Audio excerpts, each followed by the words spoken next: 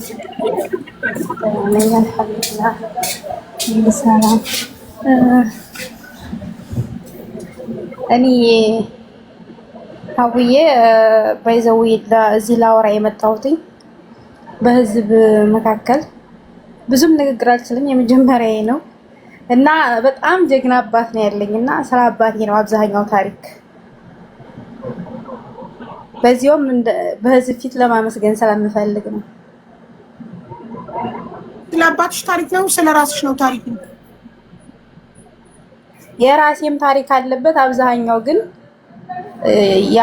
ማለት ለጀግና አባቶች ተምሳሌት ይሆናል ብዬ ስለማስብ ነው የአባቴ ታሪክ። ያው እኛን ያሳደገበት መንገድ ያለና ብዙ ውጣ ውረድ አለው እና እሱን ነው ማካፈላችሁ። እሺ ባጭሩ አልኩ ማለት አጠር አድርገሽ። እሺ እኔ የ12 ዓመት ልጁኛ ነው ታሪኩ የሚጀምረው ማለት ነው እና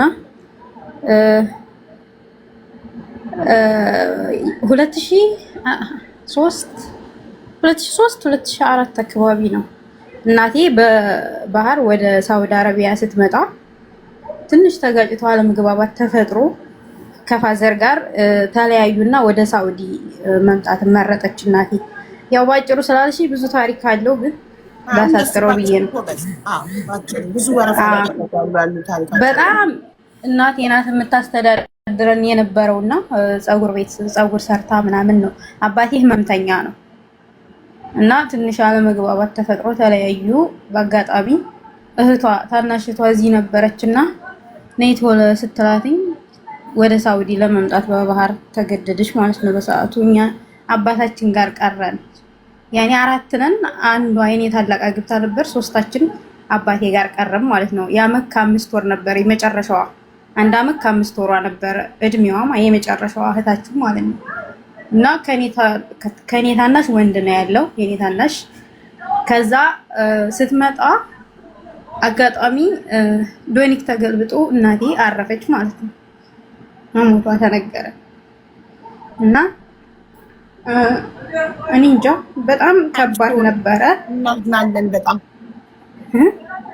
እናዝናለን። እናቴ እንደሞተች ልክ በወሯ እንደሞተች ተነገረን። መጀመሪያ ተሻግራለች ነበር ያሉንና ከዛ በሌላኛው ሳምንት ደውለው ተሻግራለች ባሉን ሳምንት ደውለው እንደሞተች ተነገረን ማለት ነው። እስከ ነብሷ ወጣ ነበር። እሷ ትንሽ መስመር ስትወዶኒ እኮ በኬንያ መስመር ነበር የወጣውና እስከ ነብሷ ነበር የወጣችው እሷ። ውሃው ግን ተስማምቶ ዝም ማለት ሆስፒታል ገብታ ምናምን ነበረ የባህር ኃይል ወስዷቸው ማለት ነው። ግን የሷ ውሃው ተስማምቷት ምናምን እምቢ አልወጣም ብሎና ሞተች። በ7 ቀኗ ነው የሞተችው ምናምን አሉ። እሷ ጋር የነበሩ ተርፈው የተመለሱ ልጆች ነበሩ ወደ ሀገራቸው ማለት ሲነግሩን ማለት ነው። እና እኔ 12 ዓመት የነበር ብዬሻለሁኝ። የ3ኛ ክፍል ተማሪ ነበርኩኝ። ከዛ አቆምኩ ትምህርትና ታናናሾችን አባቴ ለማገዝ ማለት ነው እነሱን ቴክር ማድረግ ጀመርኩኝ ትምህርት አቁሜ። ከዛ ልክ እናቴ በሞተች በአመቷ ምናምን ወደ ክፍለ ሀገር ገጠር ነበር የምንኖረው ወደ ከተማ እንድንገባ ተገደድን። ምክንያቱም አባቴ ወንድ ነው ሊያመጣ ይችላል ከውጭ እንጂ መስራት አይችልም። የገጠር ወንድ ታውቂያለሽ ማብሰል አይችሉም ምናምን እና ወደ ከተማ አጎት ነበርና ወደ ከተማ ይዛቸው ነው በቃ ያገኘውን ነገር ቢያንስ ገዝቶ ይበላል ላይራቡ ምናምን ብሎት ወደ ከተማ መጣም ማለት ነው። ከዛ ከተማ መጣን መኖር ጀመርን። እህቴ አግብታለች ብዬሻለሁኝ። ገና የ15 የ16 ዓመት እናቴ ነበር ግን ተድራ ነበረ በሰዓቱ ታላቅ እህቴ ማለት ነው። በቃ ታላቅ ያለሁት እኔ ነበርኩ ከቤት። 2ቱ ታናናሾች ናቸው። ከዛ ትንሿን ያማት ነበረ የታናሽን ታናሽ የሚጥል በሽታ ነበረባት ይጥላት ነበረ ምናምን። እሷን አዝዬ ሲሄድ ምናምን የሆነ ልጅ ወልጄ በህፃነት ምናምን ይመስላችኋል የከተማ ሰውና ወልደሽ ነው ምናምን ይገራረማሉ ምናምን። እሷን አዝዬ ሲሄድ ምናምን ይገራረማሉ። አንቺ ወልደሽ ነው እንደዚህ ምናምን በህፃነትሽ አጋብቶሽ ነው ምናምን ይሉኛል። አንገቴ እንደፍጭ እያለቀስኩ ዝም ብዬ ነበር ማልፈው። ከዛ እህቴን እያሳደግኩ ምናምን እንደዛ ህይወት ቀጠለ። ልክ እናቴ ሞታ 2 ዓመቷ ምናምን ላይ ያለ ያኔ እሷ ስታለቅስብኝ የሆነ የጎረቤት ሱቅ አለና ከሱቁ ይዤ እሄዳለሁ። እሷም ማለት ነው የሆነ ወንድ ነው ባለ ሱቁና ከሱቁ እሷን ይዤ ሁሌ ሰው ከሱቁ ስለሚያየኝ ከረሚላ ምናምን ገዝቼ ለማታለል ስታለቅስብኝ ሁሌ ሲያዩኝ ማለት ነው። እዛ ምን ብለው ነገሩት ለአባቴ እዛ ደፍሯታን ባለ ሱቁ ደፍሯታን እና እዛ ልጆችን እነዚህን ሳታሳድግ ሌላ ልጅ ልታመጣብህ ነው። እንግዲህ አስቢው ገና 14 13 ዓመቴ ነው የዛን ሰዓት ማለት ነው። ልታመጣብህ ነው ምናምን ብለው ሲነግሩትኝ ከዛ ፋዘር አመጣና ከቤት እንደዚህ እየተባለ ነው ምንድነው ምናምን ሲለኝ እኔ ስለ ወንድና ስለ ሴት ራሱ አላውቅም። የዛኔ በጭራሽ ገጠር ነው ያደግኩት። ገና ከተማ ገባሁኝ 1 ዓመት ምናምን ነው የሚሆነው። ምንም ነገር አላውቅም ስለ ወንድ ስለ ሴት ጭራሽ። ግን እንደዛ ብሎ ፋዘር ጠየቀኝና በጣም ከፍቶት ምናምን እንትን አለኝ አለፈኝ ማለት ነው።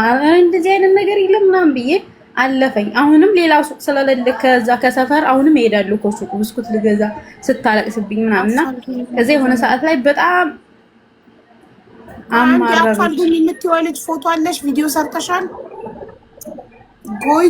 ጎይቶም ምንድን ነው? አፋልጉኝ ከሆነ ቪዲዮ የሰራና ፎቶ ያለው ሰው ብቻ ነው የምናስገባው። የሚፈልገውን ግለሰብ ፎቶ ያለው ሰው አልሰራችም። ቪዲዮ ስሪ መጀመሪያ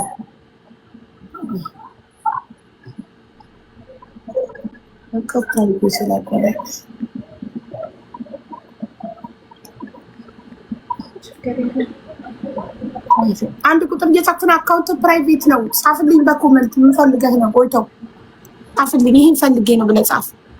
እሺ ውዴ ቀጥል።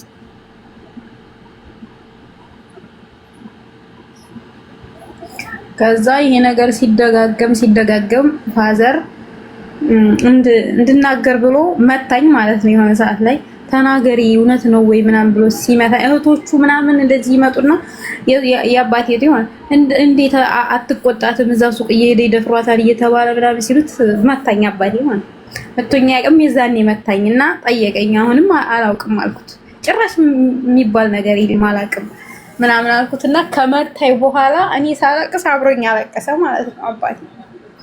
ከዛ አብሮኝ አለቀሰ። የመጀመሪያ ጊዜ ነው የመታኝ አባቴ እዛኔ ማለት ነው። አብሮኝ አለቀሰ። ከዛ ያን ታሪክ ነበርና የአባቴ ልጅ ከሌላ የምትወደድ ሌላ ሀገር ሱዳን ጠረፍ የምትኖር ነበረች እና እናቴ ሞት የሰማቸው ልክ እናቴ በሞቴ በ2 ዓመቷ ነውና መጣች። ብዙ ጊዜ ስልክ አልነበረም የዛኔ እንደዚህ አንዳንድ ነው። እኛ ደግሞ ስልክ አልነበረና ከዛ መጣችና ይሄ ነገር ስትሰማ ይዤሽ ልሂድ አለችኝ። ይዤሽ ልሂድ ስትለኝ እኔም እሄዳለሁ ብዬ ተነሳሁ። ያቺ አግብታኝ ልጅ ነበር እህቴ ቆይ ቀርታ እንዴት መላክ ጫኔ 12 አንድ ቁጥር ነው እየጻፍክ ያለው። እዚህ ቤት በአንድ ቁጥር አይገባም። ምን ፈልገህ ነው? አፋልጉኝ ከሆነ አፋልጉኝ ነው ቪዲዮ ሰርቻለሁ ብለህ ጻፍ። መላክ ጫኔ አፋልጉኝ ቪዲዮ ሰርቻለሁ በል። ቪዲዮ ሰርተህ ከሆነ እናስገባሃለን። ራሱ ባለቤቱ ቪዲዮ ያልሰራ ሰው አናስገባም። ምን ፈልገህ ነው? በአንድ ቁጥር አይገባም። ጻፍ የምትፈልገውን እዛ እናስገባሃለን። ካልተጻፈ አይገባም። እዚህ ኖ ሀቡ እሺ። አፋልጉኝ ካልሆነ ችግር ላይ ነኝ የገንዘብ አይደለም ብሎ ይጻፍ። ችግር ላይ ከሆነ የገንዘብ ካልሆነ የገንዘብ እርዳታ ከሆነ ግን አናስገባም። እዚህ ቤት ገንዘብ እርዳታ አናሰባስብም በዚህ ሰዓት።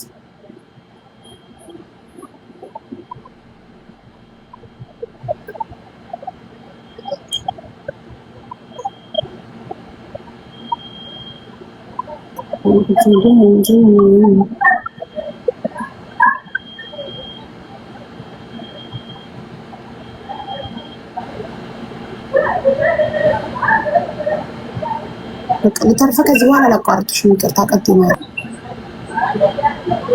ችግር የለም አብሽሪ።